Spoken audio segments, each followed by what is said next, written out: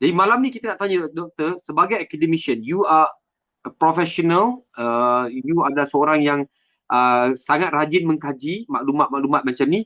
What makes, wah bahasa Inggeris pula kononnya bahasa Melaka. Apa yang membuatkan doktor tertarik nak jadikan atomi sebagai pilihan you?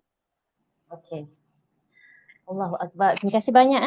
Okey, kita panggil SM Encik Talib dah naik Jangan pangkat tanya, ni, panggil banyak Talib ni. je, tak payah SSN. Banyak ni. Ini SRM Puan Umi. Terima kasih banyak. Alhamdulillah. Terima kasih kerana sudi menjemput saya. Okey. Macam ni, sebelum saya join academician, saya memang pengamat undang-undang. Saya memang peguam corporate lah. Mengkaji buat legal opinion untuk agreement, untuk companies. Kan agree perjanjian yang saya one sided, siapa yang draft perjanjian itu dia akan dapat banyak kelebihan, itu memang dia akan ambil. Ya, itulah pengalaman tertentu lah. Saya kalau macam nampak tak balance tu, saya akan bagi tahulah benda ni ada ketidakadilan, kadang-kadang klien terima kadang tidak kan. Okey, itu tak apalah. Baik, apa yang menyebabkan saya mula-mula bila saya dengar waktu saya jaga mak dalam ward lah pasal pencerahan DTA dengan pemuhaya. Jadi saya pun tengok balik. Saya tengok website saya, first thing yang saya tengok adalah terms and conditions. Sebab itu bidang saya. Saya mengkaji terma tidak adil dalam kontrak pengguna termasuk online bidang saya. Dalam thesis saya, PhD saya khusus pasal exclusion clauses yang mana kebanyakan pengeluar mereka menafikan liability. Mereka tidak akan menanggung sebarang risiko. Saya petik satu kata-kata daripada satu hakim ni, dia kata sampai ke tahap sebab kita ni berada dalam world of sellers, dia kata dunia penjual ni, kita ni ada terdedah kepada manipulasi, tak dapat dielakkan walaupun kita ramai pengguna, tetapi suara kita tak sebegitu kuat sebab kita tidak ada financial, kita tidak ada dari sudut dana berbanding dengan syarikat-syarikat mereka boleh letak apa saja dalam kontrak bentuk seragam. Kita panggil standard form contracts. Itu memang saya punya bidang saya. Itu sebab saya boleh ketengahkan. Baik, dalam tahun 2006, saya baca case kan, saya baca case. So dia kata sampai ke tahap dalam penghakiman dia kata we can take blood from anyone. Misalkan dia kata sampai tahap itu, dia kata we can take our life back from God, but we cannot take money from sellers. Sampai ke tahap itu dia kata. Dia berani kata saya tak ada. 2006. Maknanya memang penjual peniaga dia tidak akan share keuntungan dia sebegitu tertentu kepada pengguna. Dia lebih kepada keuntungan syarikat. Itu biasalah, kita kena terimalah, itu hakikat dia kan. Jadi bila saya tengok term condition, saya tengok bukan sekadar Atomi Malaysia sebenarnya. Saya tengok juga term and condition Atomi di negara lain. Apa yang kelebihan term and condition di Atomi Malaysia, dia tidak ada pengecualian liability. Itu saya rasa macam wow, saya rasa dalam hati tak ada pengecualian liability, dia tidak ada exclusion clause. Apa tu pengecualian liability tu?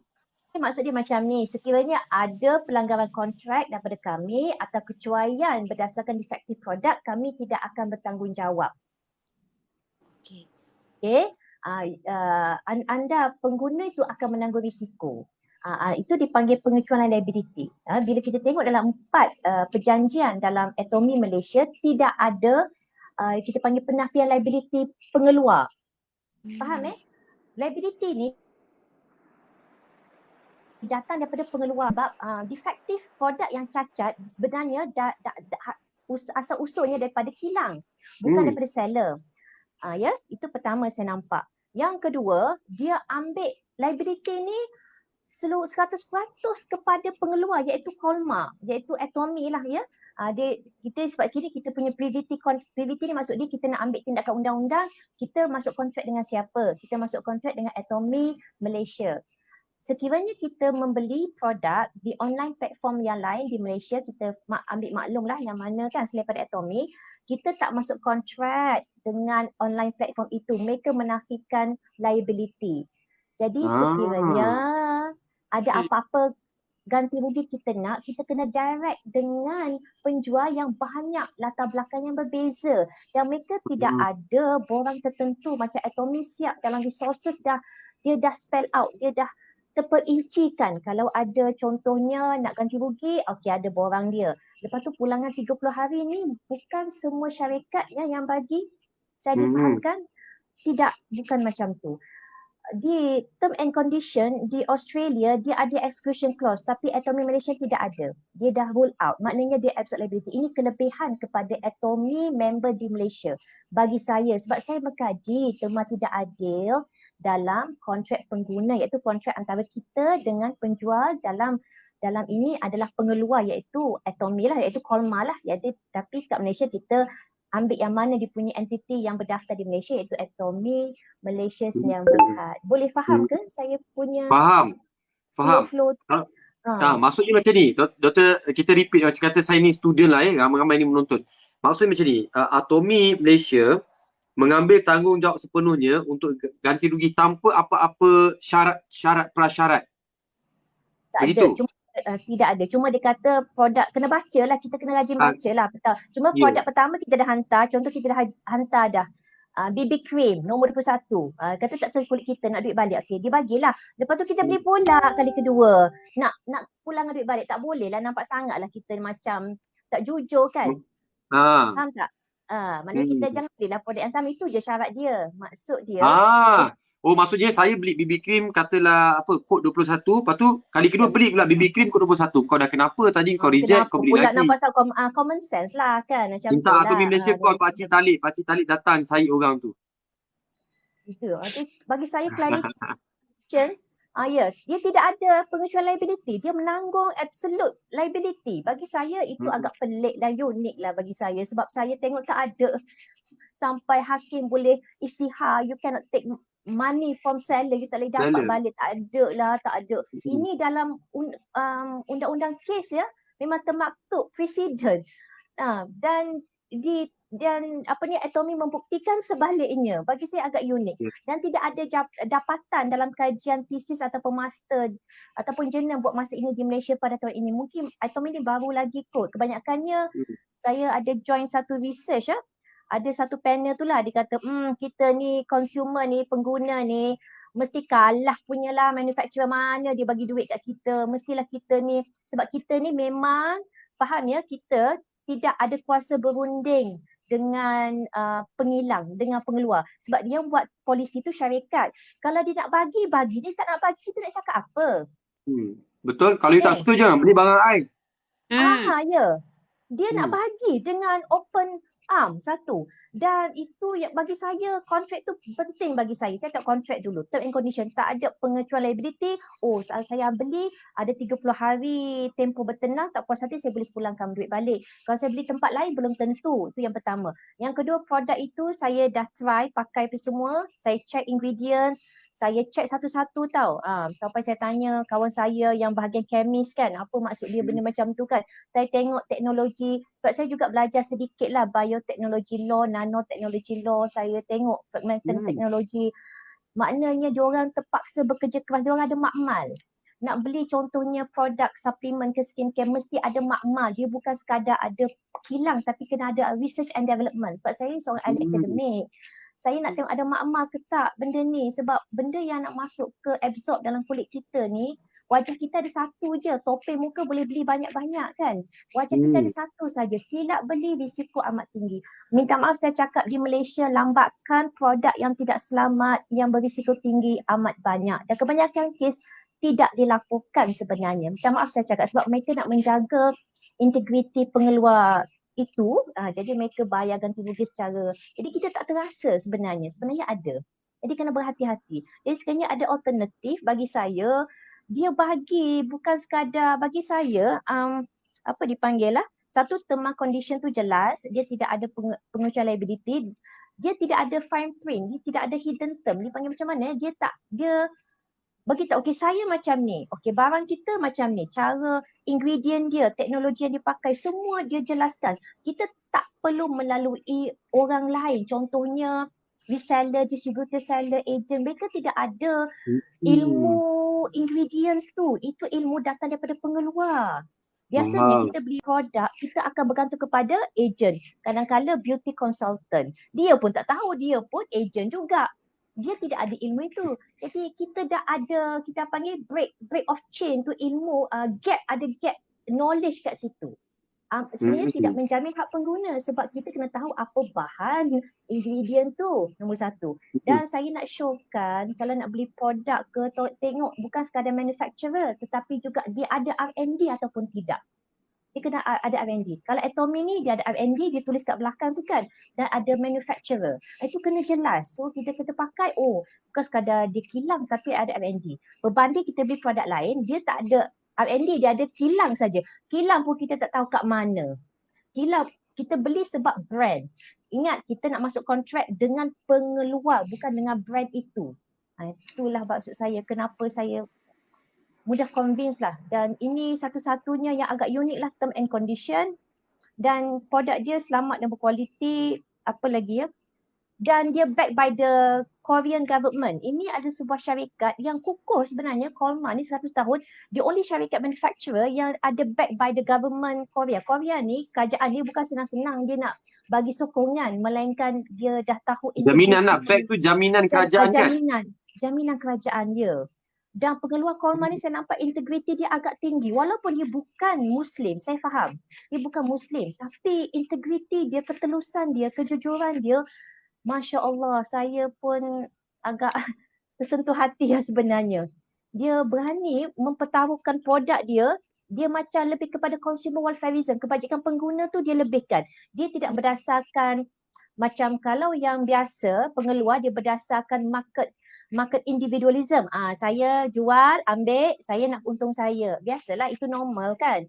Tapi yang ni berdasarkan, ini memang ada ideologi kebajikan pengguna. Tidak diamalkan oleh kebanyakan pengeluar kecuali yang tertentu saja, dan kita ada case study iaitu Atomy. Ya Allah lah. Masya Allah. Puas hati tak dengar korang? Ni bukan alang kepalang, bukan main. Ya macam ni saya kena minta maaf juga pada semua mungkin rakan-rakan saya. Saya jadi pengacara ni di tahun ke-14. Tahun 14 tahun dah mengacara. Sebab tu cakap kalau tak berhenti minta maaf. Tapi saya nak bagi tahu bahawasanya saya interview macam-macam product owner. Macam-macam. Lepas tu kalau off the record saya tanya, macam mana kau buat produk ni? Oh, aku pergi sana, dia ada satu macam album. Dia buka. Okay, bajet berapa? Satu sesi sekian. Nak jual berapa ringgit? Macam ni. Okay, awak boleh ambil bahan satu, bahan tu campur ni. Ni campur macam ni. Okay, nanti lagi 14, lagi 5 hari kita hantar sampel. Bukan nak, yelah. Ini cara orang cari rezeki, terserah. Kan? Tapi apa yang Dr. Farah cakapkan, makmal memang first class, world class, betul. Sebab macam berapa ramai saintis kita ada, Umi Ros, saya tak ingat. 3,000 ke 2,000? 1,300 saintis, 4,000 pakar. 4,000 pakar, 1,300 saintis, 4,000 pakar di Kairi. Korean atomic tu. Nuklear tu. 1,300 saintis, 4,000 pakar, hampir 4,000 pakar ya.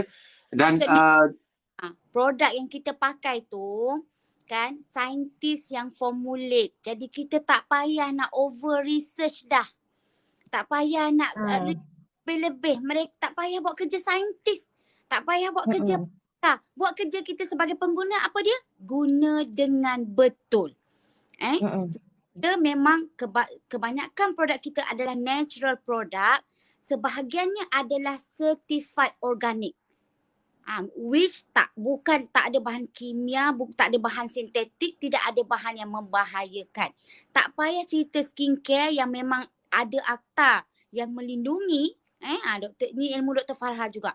Tak payah cerita skincare yang memang Korea sendiri memang ada akta kosmetik. Kita Malaysia tak ada.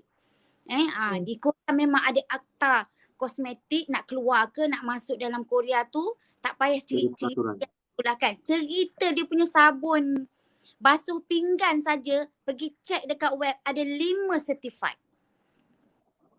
Sabun basuh pinggan mangkuk. Ya, ada 5 certified. Orang kata mesra alamnya, selamatnya, dia punya natural produknya ada 5 certified. Sebab tu lain orang kata kita dengar orang cakap kita baru percaya.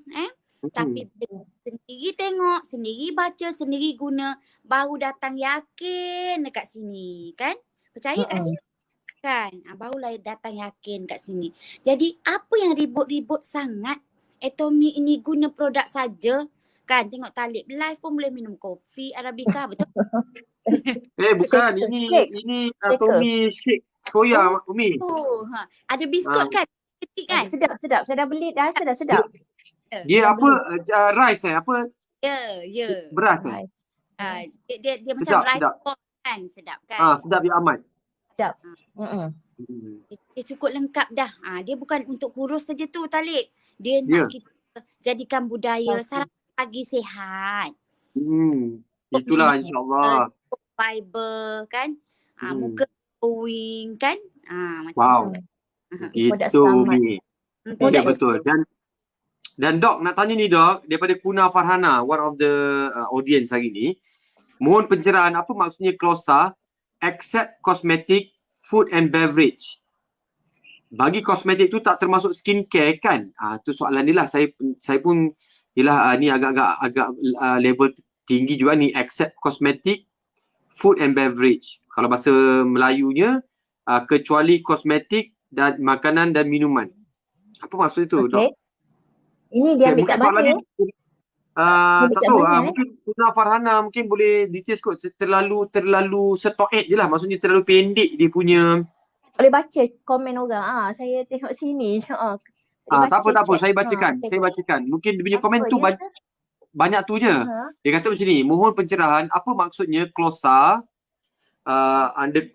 quote except cosmetic, food and beverage. Yalah, dia sebelum tu first lim tu apa? Ini second lim except cosmetic. Itulah tak ada pula. Cuba kata sebab tak tahu ayat penuh dia. Zata tolong dapatkan ayat penuh dia Zata. Soalan ni macam tergantung. Tergantung. Tak boleh nak bagi advice kalau tahu second lim je. Okey. Tak apa, nanti Zata tanya. Kuna Farhana boleh muncul kembali. Saya bacakan soalan dia. Boleh. Okey, baik. Dan Dok, nak tanya Dok ni, macam saya share tadi kan, pengalaman satu pengalaman melihat pengguna-pengguna produk kan, ada yang mengadu muka terbakar, kulit muka rosak, dia ada satu mercury, mula pakai tu memang nampak glowing macam kulit telur terus rosak. Betul. Kan? Jadi datang komplain apa semua memang tak ada jaminan. Dan Dok, boleh tak Dok share dengan kami setakat pemerhatian, pengalaman daripada research Dok sendiri ke atas Atomy ni, kenapa agaknya 30 hari money back guarantee tu? 30 hari tu. Jaminan tu sebenarnya dia menunjukkan bahawa integriti pihak pengeluar ni dia boleh sampai tahap produk dia ni memang dalam maksud tersirat, dia memang jamin produk dia berkualiti. Sampai dia bagi tempoh yang agak lama, lebih pada 4 minggu. Itu yang pertama. Ini sebenarnya hak pengguna dapat 30 hari. Kalau orang lain tak dapat sebenarnya. Ya, kalau beli skincare ke suplemen di luar, dia bagi ke tak, kena tengok balik dengan penjual yang ada platform di online itu. Sebab kita tak masuk kontrak dengan online platform tu. Kita masuk kontrak dengan penjual yang kita masuk kontrak tu. Jadi apa-apa bergantung kepada budi bicara dia. Yang ni terus bagi polisi kat budi bicara ni boleh ambil balik, tak tetap. Maknanya kita risiko lah, tergantung. Okey? Jadi bila banyakkannya isu di Malaysia ni agak tinggi sebenarnya aduan pengguna terhadap lambakan kosmetik yang tidak ada kelulusan KKM. Okey, baiklah. Semua kat sini dah tengok ke npra.gov.my. Pergi npra.gov.my. Itu npra.gov.my. Ini kosmetik kan? Ini untuk farmasi. Okey, farmasi. Ya, betul. Tulis saja Atomy, ATOMY. Okey, jap, sedang berusaha. Kalau Zata boleh share screen pun boleh cuba usahakan Zata tolong kita. Kejap Dok, dia tengah berputing-puting. Oh ya. Okey, kejap. Okey, lepas tu kalau lepas tulis Atomy. dekat search tu tulis Atomy, tekan klik, dia ada keluar tak senarai yang dia ada kelulusan notifikasi NOT by Atomy product? Ada tak keluar? NOT npra.gov.my dia Saya tulis Atomy je Saya tulis Atomy je. Atomy saja cukup. Atomy je, ATOMY. No cukup. result found. Apa maksud dia? Oh bukan, ada ni. Boleh share screen. Ni masuk website mana? npra.gov.my ni Jadi ni. National bukan. Pharmaceutical Regulatory Agency. Sekejap saya salah masuk agaknya ni. Sekejap. Macam pelik je skrin dia ni. Dia ada tulis tak National P tu Pharmaceutical Regulatory Agency, npra.gov.my. Kat situ dia akan sebut kat mana kita boleh search nama-nama produk pengeluar. Jadi kita tulis Atomy saja. Saya dah buat. Jadi bila saya search ATOMY. Sekejap. Lain tak sama dengan saya punya. Okey, saya salah ni. Yang Zatasha ni betul pergi dekat search ni klik tekan kosmetik. Tekan kosmetik. Bukan tekan holder, ada tak select tu holder name. Holder name. Okey. Tulis Atomy, ATOMY. Enter je. Dia akan keluar semua produk Atomy sebanyak 156. Dia dah declare daripada kosmetik, skincare, lip balm, apa lagi semua lah. Semua dia spell out very clear. 156 saya dah check dah. That's why saya buatkan dia dapat. Atomy Malaysia Sdn Bhd. Jadi apa-apa kita nak buat tindakan undang-undang sekiranya tak puas hati, contoh antara kita dengan Atomy Malaysia Sdn Bhd berdasarkan produk defektif sekiranya ada. Ini memang ada dalam NPRA. Maknanya kelulusan KKM tu ada, insya-Allah. Maksudnya Dok, yang rujukan yang kita sedang tunjuk dekat skrin sekarang ni, ini adalah rujukan daripada KKM lah. Mana KKM dah keluarkan pensijilan selamat guna. Ya, selamat guna. Bebas daripada mercury, ada quinine, apa lagi steroid. Itu tak boleh tu ya. Tretinoin. Bahaya ni sebenarnya produk-produk ini, bahan terlarang dan produk kosmetik. Tadi Dok ada sebut satu benda tu, melatonin, apa quinine? Tretinoin, hydroquinone. Hydroquinone ni hydroquinone tu Dok, saya pernah dengar dia orang cakap dia macam krim warna kuning, kalau sapu kat kulit, dia akan boleh menjadikan kulit kita putih. Nipis.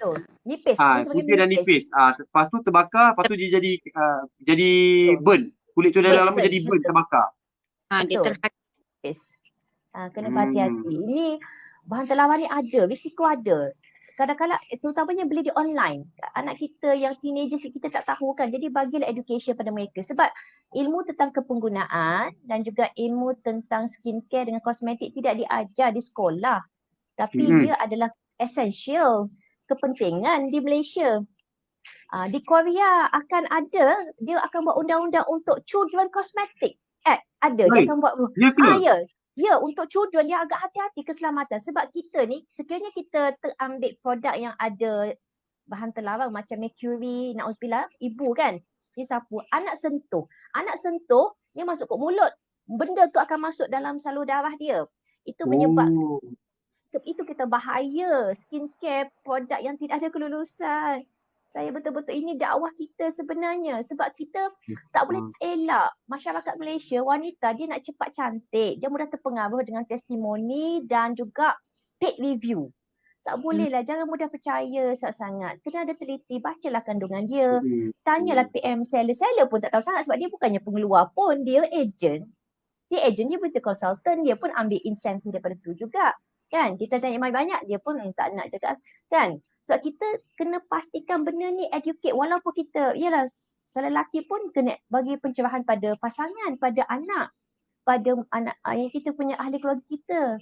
Sebab benda ni lama kelamaan dia akan masuk salur darah tau, benda-benda tu sebagai dan jangka masa yang lama. Kadang-kala mercury tu akan ada orang dapat tindak balas yang agak cepat dan kos agak tinggi bila pergi dekat klinik dermatologis. Elakkanlah benda tu. Janganlah. Ambil yang ada R&D, dia manufacturer. R&D manufacturer. Elaklah beli skincare yang ada pelbagai warna. Ada day cream, night cream, ya. Maaf saya cakap yang macam bahasa yang tidak senang lah. Orang dia cakap timbang kilo kan. Ini dakwah kita sebenarnya. Banyak dijual. Terutamanya di online. Tapi ada juga orang beli sebab orang tak tahu pasal ilmu kepenggunaan. Dan skincare orang tak tahu sangat benda-benda macam ni. Yang ni bagus sebab dia ada teknologi. Saya suka sebab dia teknologi, dia tunjuk very spell out. Kalau kita pergi, kita check satu je. Belilah kosmetik apa-apa dekat mana-mana produk online kan. Dia tak jelas sebegitu detail. Kita kena detail sebab itu hak pengguna untuk mendapatkan maklumat yang terperinci. Kebanyakan pengeluar dia akan hide, dia akan sembunyikan kandungan. Cara pun dia tak akan tunjuk. Sampai kilang mana pun kita tak tahu. Nama pengeluar pun kita baru dengar. Kita terpikat sebab brand. Brand tidak menjamin untuk mengemukakan ganti rugi tuntutan. Sebab liability ada kepada pengeluar, bukan kepada brand ataupun jenama ataupun testimoni. Ini hak pengguna yang kita perlu tahu. Kita kena ada ilmu pasal nak membeli barang tu mesti nombor satu selamat. Ini masih lagi isu di Malaysia. Bersama selamat yang kedua berkualiti. Ini masih lagi isu besar di Malaysia. Ramai orang buat kajian buat research lah apa. Sebab ramai yang tak puas hati tentang produk. Oleh pengeluar-pengeluar yang nak mengambil keuntungan semata-mata, mereka tidak memikirkan kebajikan pengguna. Dan juga mereka menafikan liability. Jadi sekiranya ada syarikat tertentu pengeluar, walaupun daripada luar, tapi mereka begitu integriti pengilang ni kita nampak. Dia jelas dan dia tidak menafikan liability. Term and condition pun tidak ada pengecualian liability. Masya Allah, subhanallah. Bagi saya inilah satu-satunya boleh buat pembandingan dengan term and condition pengeluar lain. Macam itulah. InsyaAllah.